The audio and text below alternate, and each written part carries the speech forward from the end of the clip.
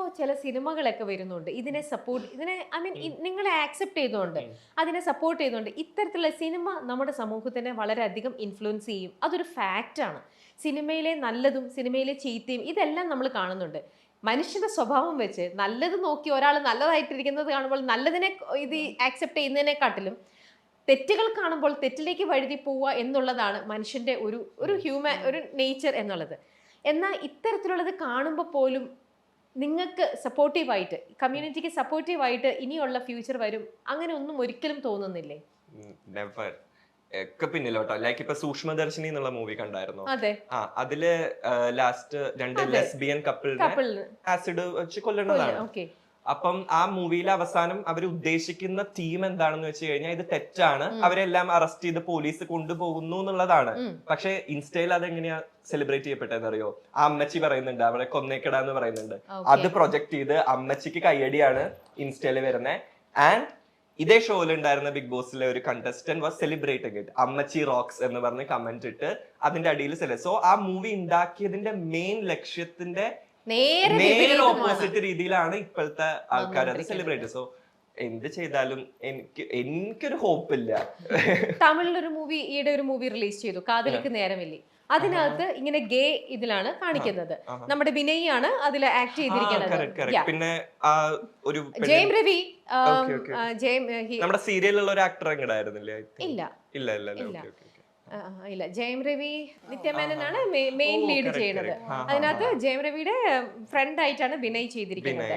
അപ്പൊ വിനയ് അതിനകത്തൊക്കെ ഇത് നല്ല രീതിയിൽ അതിന്റെ അവസാനം എൻഡ് ചെയ്തിരിക്കുന്നത്. സ്വാസികയുടെ ഹസ്ബൻഡ് ഉള്ളത് അതല്ല, ഇത് വേറൊരു ഇതാ.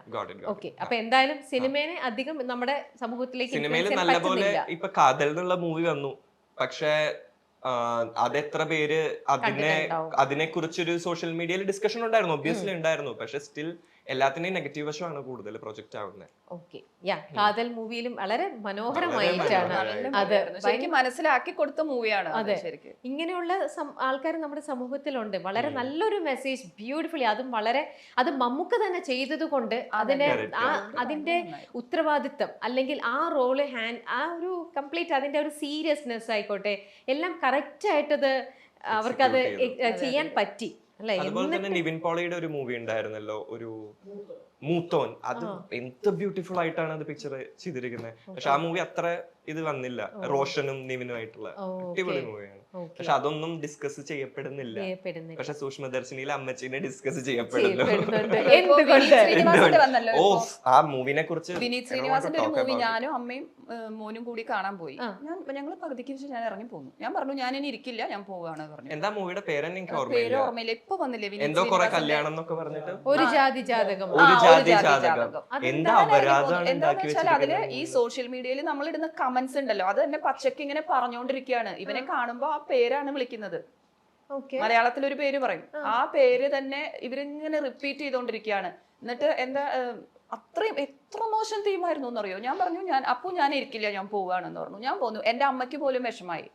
കോമഡി എന്ന പേരിൽ എന്ത് അരോചകമായിട്ടുള്ളതും അടിച്ചുവിടുക. അതും വിനീത് ശ്രീനിവാസനെ പോലെ ഒരു ആക്ടറിന്ന് അങ്ങനെ എക്സ്പെക്ട് ചെയ്ത് നമ്മൾ ചെയ്യുന്നില്ല. എത്രയോ നല്ല മൂവീസ് ഉണ്ടാക്കിയിട്ടുള്ളതാണ്. പക്ഷെ ആ ഒരു റെസ്പെക്ട് അവിടെ വിനീത് ശ്രീനിവാസന്റെ മൂവി അല്ല, ഹീസ് ആക്ടിങ്. എന്നാലും ഒരു സ്ക്രിപ്റ്റ് വായിക്കുമ്പോ പിന്നെ പക്ഷെ എല്ലാം പറഞ്ഞിട്ട് അവസാനം കൊണ്ടൊരു മെസ്സേജ് പോലെ ഇതൊന്നും അല്ലാന്നാക്കുന്ന പോലെ, അത് നമ്മുടെ ഇങ്ങനത്തെ ഒരു സമൂഹത്തില് ഒരു കാര്യമില്ല. അവരാരും അവസാനത്തെ മെസ്സേജ് കാണൂല ഇത്രയ്ക്കധികം നെഗറ്റീവ് പറഞ്ഞിട്ട്.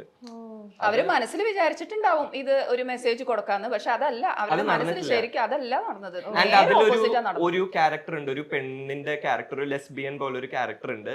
അവരെ കാണിച്ചിരിക്കുന്നത് ഫുൾ കൺഫ്യൂസ്ഡ്. ഇന്ന് വന്ന് പറയുന്നത് എനിക്ക് നിന്നെ ഇഷ്ടമാണ്, നാളെ വന്ന് ആണിന്റെ അടുത്ത് പറയുന്നത് ഇഷ്ടമാണ്, വീണ്ടും വന്ന് പറയുന്നത് എനിക്ക് നിന്നെയാണ് ഇഷ്ടം. അപ്പൊ ഒരു കൺഫ്യൂസ്ഡ് ആയിട്ടും മഴവില്ലിന് ഇടയ്ക്കിടയ്ക്ക് പുച്ഛിച്ചുകൊണ്ട് പറയുന്നുണ്ട്.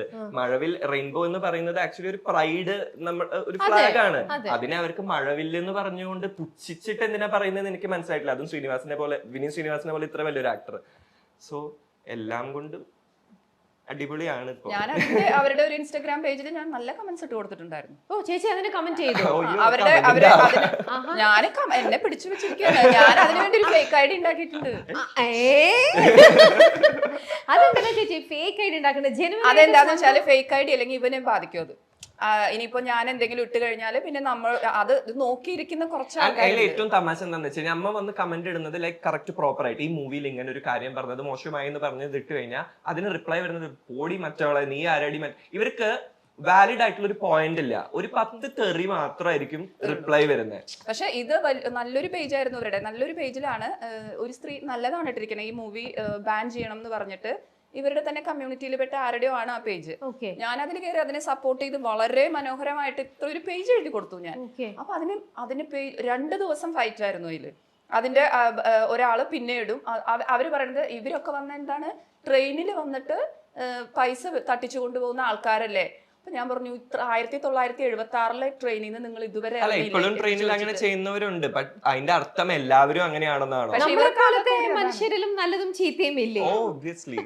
അത് മാത്രല്ല ഇവർക്ക് ഈ കമ്മ്യൂണിറ്റി എന്ന് പറഞ്ഞാൽ ഇവർ ആകെ കൂടി അറിയണത് ട്രെയിനിൽ പൈസ മേടിക്കുന്ന ആളുകൾ, ഇത് മാത്രമേ അറിയുള്ളൂ. അത് വെച്ചിട്ടാണ് ഈ കമന്റ് ഇടുന്നത്. ഞാനും വിട്ടുകൊടുത്തില്ല. 2 ദിവസം കഴിഞ്ഞപ്പോൾ എന്താ മെയിൻ പ്രോബ്ലം എന്ന് വെച്ചാൽ ഈ ട്രെയിനിൽ നിന്ന് പൈസ മേടിക്കുന്ന ആളുകളുടെ നിന്ന് മുന്നോട്ട് വരുന്ന ഇപ്പൊ ജാൻമോനി തന്നെ വലിയ സെലിബ്രിറ്റി മേക്കപ്പ് ആർട്ടിസ്റ്റിൽ മുന്നോട്ട് വരുന്ന ഇവർക്ക് പിടിക്കുന്നില്ല. അവർക്ക് വേണ്ടത് എന്താ ട്രെയിനിൽ തന്നെ പിച്ചെടുത്ത് ജീവിക്കണം എന്നുള്ളതിലേക്ക് ആണ് അവര് ഹാപ്പിനെസ്. അങ്ങനെ നെഗറ്റീവ് ആയാലും അവർക്ക് ഹാപ്പി ഉള്ളൂ. അതാണ് നമ്മുടെ ഹിന്ദിയിലാണെങ്കിലും ബാക്കി ലാംഗ്വേജസിലൊക്കെ ആണെങ്കിലും ഇതിന്റെ ആ ഒരു സത്യാവസ്ഥ റിവീൽ ചെയ്തുകൊണ്ട് ആ ഒരു ഫേസിനെ കാണിച്ചുകൊണ്ടുള്ള എത്ര നല്ല മൂവീസ് ഒക്കെയാണ് വരുന്നത്. അങ്ങനെയെങ്കിലും നമ്മുടെ സമൂഹത്തിലെ ആൾക്കാര് അതിനൊന്ന് മനസ്സിലാക്കുക, അതിനൊന്ന് ആക്സെപ്റ്റ് ചെയ്യുക അല്ലേ? ഞാൻ സത്യത്തില് ഒരു ദാണ്ടിയ എന്താണ്ടായിരുന്നു, ദാണ്ടിയന് എന്താ പറയാ, ദാണ്ടിയൊന്നുമില്ലേ? അപ്പൊ ദാണ്ടിയുടെ അവസരത്തിൽ ഞാൻ നവരാത്രിയുടെ ഫെസ്റ്റിവല് അപ്പൊ പൂനെയിലായിരുന്നു. അപ്പൊ ഞാൻ സത്യത്തില് എന്റെ മകന്റെ കമ്മ്യൂണിറ്റിയെ കുറിച്ച് മനസ്സിലാക്കണം എന്ന് എനിക്ക് എന്റെ മനസ്സിലുണ്ടായിരുന്നു. പാർട്ടി പോയി.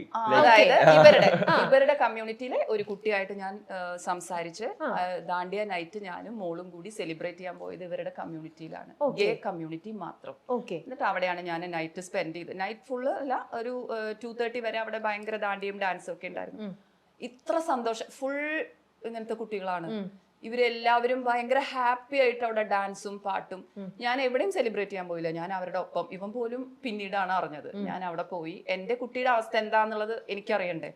ഞാൻ അവിടെ പോയി അവരുടെ ഫുള്ള് ദാണ്ടിയ കളിച്ച് അങ്ങനെ സെലിബ്രേറ്റ് ചെയ്ത് പോന്നു ഞാൻ. അത് കഴിഞ്ഞപ്പോൾ ഇവന് ഭയങ്കര ഹാപ്പിയായി. പിന്നെ എല്ലാവരും വന്നിട്ട് അഭിഷേകിന്റെ അമ്മയാണോ എന്ന് ചോദിച്ചിട്ട് എന്നോട് കുറെ പേര് സംസാരിച്ചു. അവർക്ക് റെസ്പെക്റ്റും ഇതൊക്കെ കാണണം. കുറെ പേര് കരയണു. അപ്പൊ നമുക്ക് അവരുടെ വീടുകളിൽ നിന്ന് പുറത്താക്കിയ കുട്ടികളുണ്ട് ഒരുപാട് പേര്. ഇത് അറിഞ്ഞിട്ട് വീട്ടിൽ നിന്ന് മാറ്റി നിർത്തി. അങ്ങനെ ഒരു ഫെസ്റ്റിവലും ഞാൻ ആഘോഷിച്ചു അവിടെ പൂനെയില്. Very lucky Abhishek. ഇങ്ങനെ അണ്ടർസ്റ്റാൻഡ് ചെയ്യണ ഒരു അമ്മ ശരിക്കും ഭയങ്കര ഒരു സപ്പോർട്ടിങ് സിസ്റ്റമാണ്. ലോകത്ത് നമ്മളെ വേറെ ആരും മനസ്സിലാക്കിയില്ലേലും നമ്മളെ ഈ ഭൂമിയിലേക്ക് കൊണ്ടുവന്ന ആ അമ്മ ശരിക്കും ഗ്രേറ്റ് ചേച്ചി, ശരിക്കും സൂപ്പർ. ഞാനും ഇന്നൊരു അമ്മയാണ്. എനിക്കതുകൊണ്ട് ആ അമ്മയുടെ ഫീലിംഗ് അത് എത്രയായാലും അല്ലേ, എനിക്കത് കറക്റ്റായിട്ട് അതിന്റെ ഫീല് കിട്ടുന്നുണ്ട്. Sorry, tissue.